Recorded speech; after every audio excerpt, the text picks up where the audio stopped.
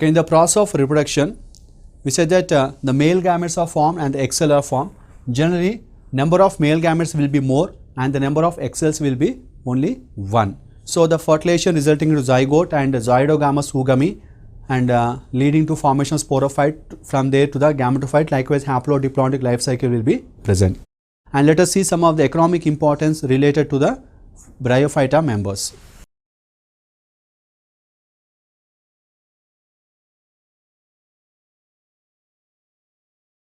Some of the members of Bryophyta are used as food for herbivorous animals. Then there is a member called as sphagnum peat moss, commonly called as peat moss.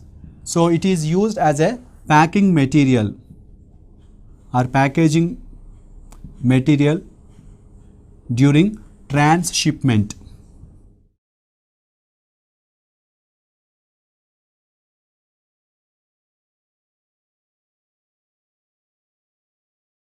The reason for the packaging material is it is having water holding capacity.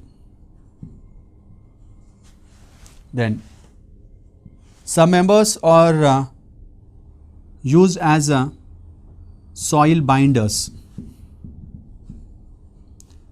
That means they bind the soil tightly such that they protect the soil from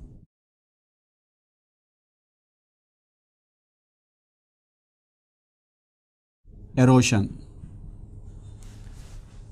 Then they have some important role in the plant succession. That is, along with the lichens, they are also the pioneers in the occupying the bare rocks and making that surface or the rocks suitable for growth and development of other group of plants.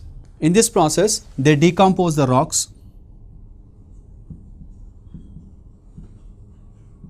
and useful in the ecological succession.